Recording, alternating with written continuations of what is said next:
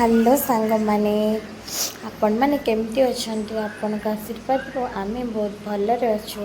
तो से दिन थिला संडे डुगु बाबा संडे कंपनी छुट्टी।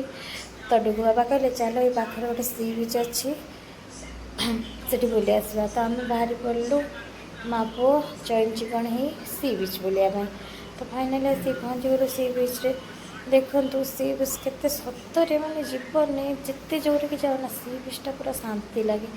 तो मैंने एत शांति लगे माने समस्त जीवन में जिते झड़ झंझा सब किसी जिन सरी जाए।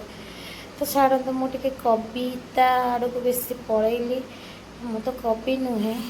तो देख छाड़ते से कथा तो डुगुर मुड अफ था मुझे गेल कर चेष्टा करी। पलि आसलु समुद्र कूल सब छोट छुआ गाड़ी पड़ी।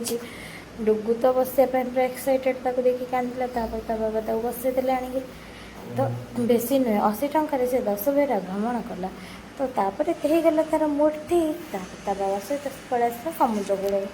समुद्र कूल को कौन समुद्र पाखापाखि बाबा नहीं पड़े मुझे ना ना ये पलि आस दूर टेल कल लहरी जोर से आसूला ना।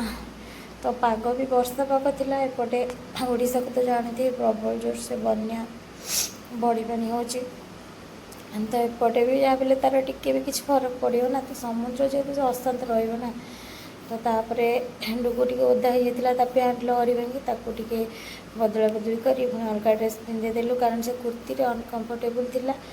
तो तापर आम मक्का और झालमुढ़ी खाइलु। डुगु साधा मुढ़ी आनी खाइला खाई आम बाहरी पड़ल घर को ऑटो स्टाण्ड पाक पलि आसलु। तो आम भी चलू आम घर को। डुगु बाबा गोटे फुल देते तोड़ डुगु धरी टोटाली मागिले दौनी। आम चलू आम घर को। आपण मैंने भी भलरे रहतु। तो आम चैनल को सब्सक्राइब करेंगे एमती नुआ नुआ वीडियो देखापी। रही बाय।